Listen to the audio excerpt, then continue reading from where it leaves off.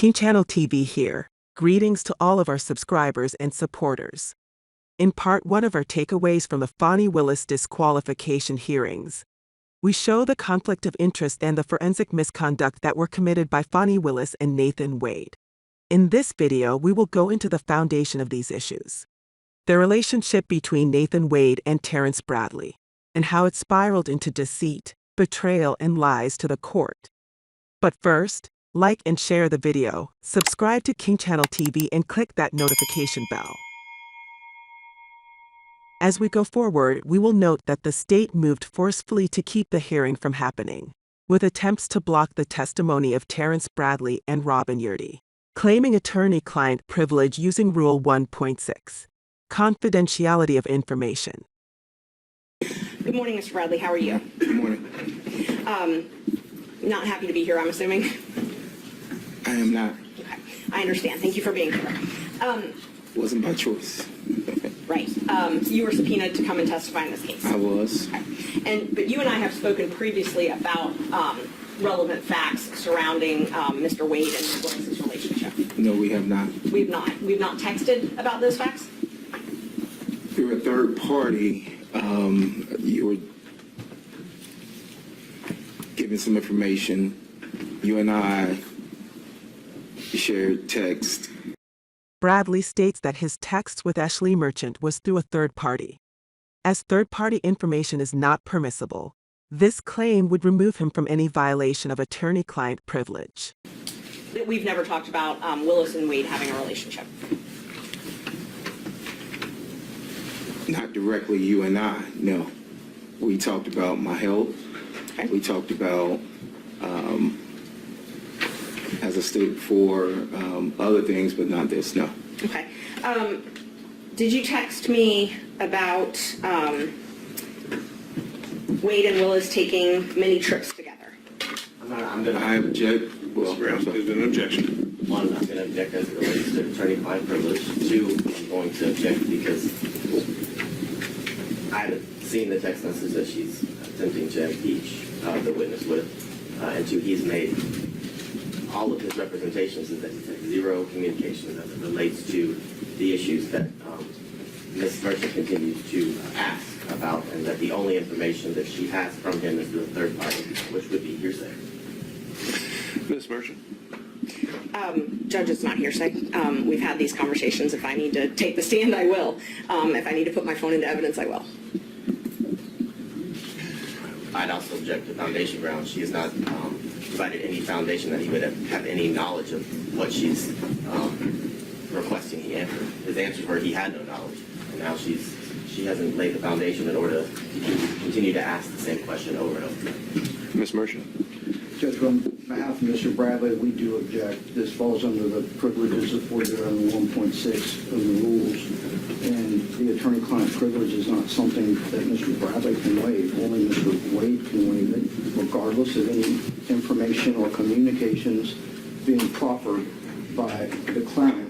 Nice. Okay. Judge, this is too far afield. I apologize. I object again on behalf of Mr. Bradley. He's asserting that there is an attorney-client privilege associated with this case under Rule 1.6 for him to draw any inference, make any statements, or any other proffer of information after this relationship began between attorney and client in December of 2018 would be improper, and he would in fact be violating the rules of ethics associated with his bar license. So the way the question was phrased was just saying, what did he personally observe outside of the relationship, not involving communications? How does that fall within attorney-client privilege? So, Your Honor, whether we like it or not, when we have a client, there are a number of items associated with that relationship between attorney and client that come within your purview and that lead you to further action, lead you to further investigation, further questions, develops your strategy.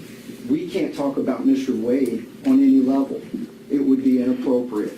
The divorce was filed sometime thereafter. During that entire interlude, any of these issues could in fact have been the basis for their relationship to remain privileged. Ms. Merchant. Judge, his observations are not privileged. That's not what the privilege law says. And I can read you the attorney-client privilege attaches where, and this is the law, this is the rule. There's an attorney-client relationship. The communications in question relate to the matters on which legal advice was sought. and the communications have been maintained in confidence, and there's no exceptions to the privilege. And Judge, I would just ask permission.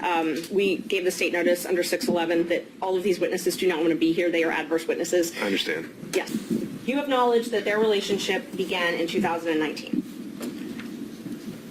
I do not have knowledge, but again, I have consulted with the bar as late as yesterday at 4 o'clock.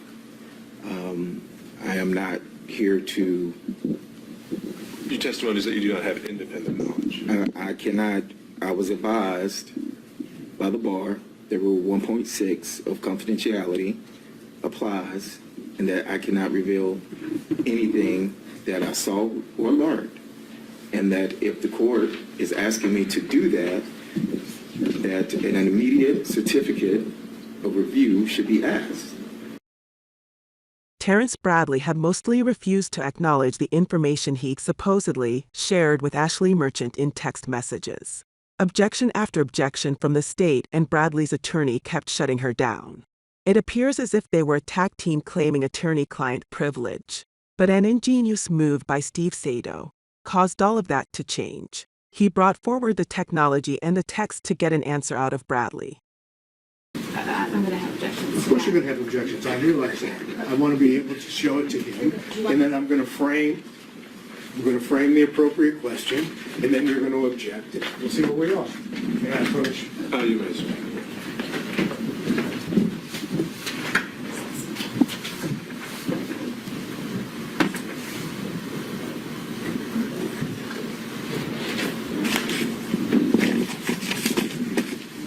Look at this text message.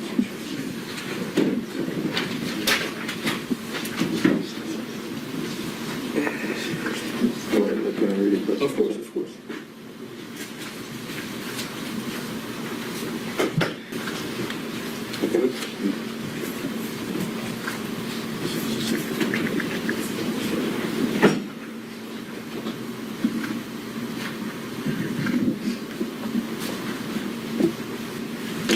Okay. Kind of hard to object. I haven't asked a question. I know it's coming. Okay. Then you must be a CSAyer.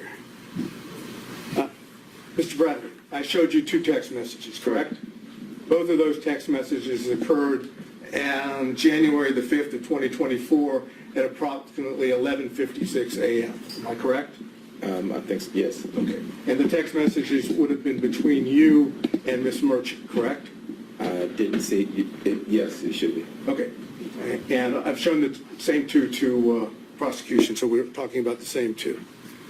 In the text message to Ms. Merchant, you indicated knowledge of some activity on the part of Mr. Wade, correct? I'm going to I haven't asked him anything about what the... flag for the court that this is a topic and a specific exchange that Ms. Merchant went into, and there were objections that were sustained. All right, understood. Yes. And it's your testimony that the information that you imparted to Ms. Merchant in these two text messages is based entirely on confidential communications between you and Mr. Wade, correct? Objection. He's referencing specific knowledge. The specific knowledge comes from Mr. Wade, which is we've already established as privilege. Well, the question, he didn't get into anything. He just said, are these two text messages about privileged communications? We haven't actually, he's tested. I don't see an issue there. Yes. And is it your testimony that the knowledge that you have, which you imparted in these two text messages, came from Mr. Wade and Mr. Wade alone? Yes. Is that correct? Yes.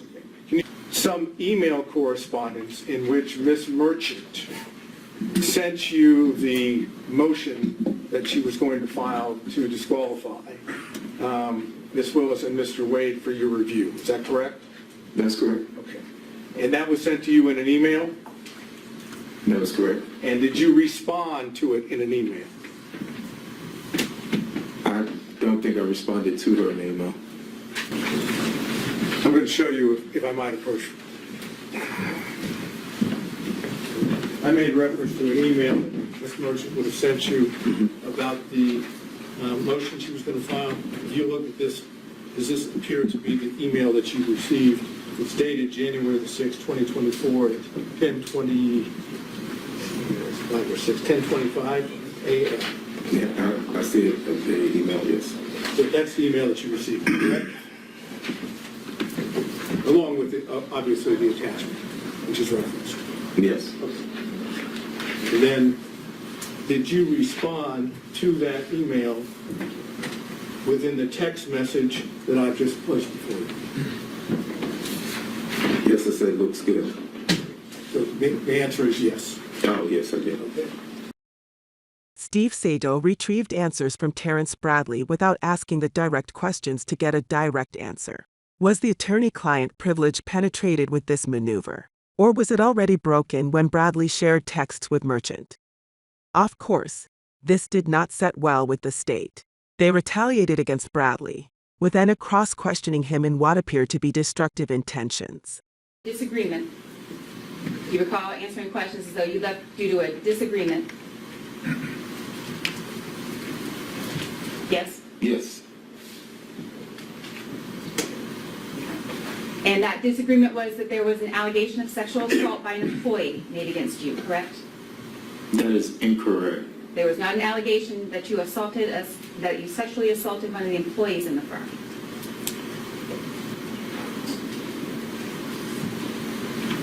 That is incorrect, but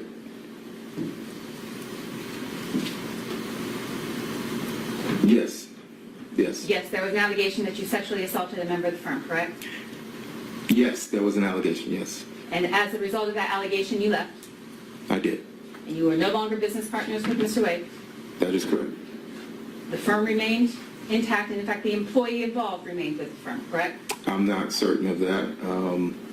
They did leave the building, of course, and I don't know, some employees did leave. Mr. Bradley, you in fact paid that employee $20,000, correct? That is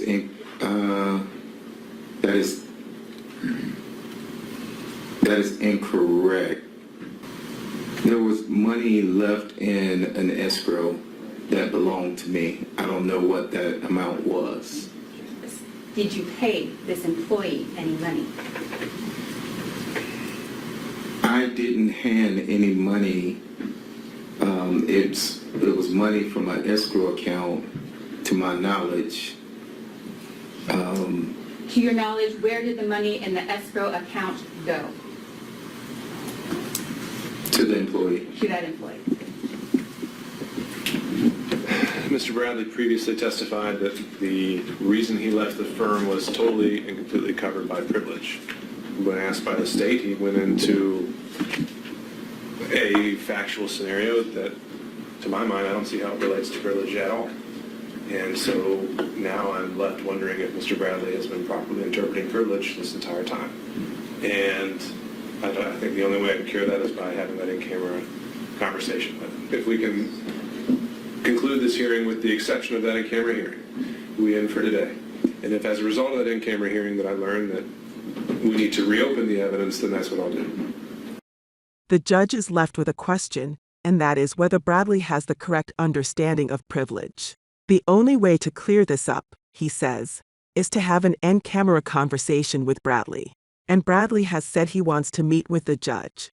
Tomorrow, the judge has said will be a summary hearing, or the evidence hearings will continue, depending on what he finds out in the in-camera meeting with Bradley. But forces from the state are continuing to retaliate. Just today, they have filed to block Bradley from having the in-camera meeting with Judge McAfee. This brings our video to a close. Please like the video, subscribe to King Channel TV, and click that notification bell. Peace.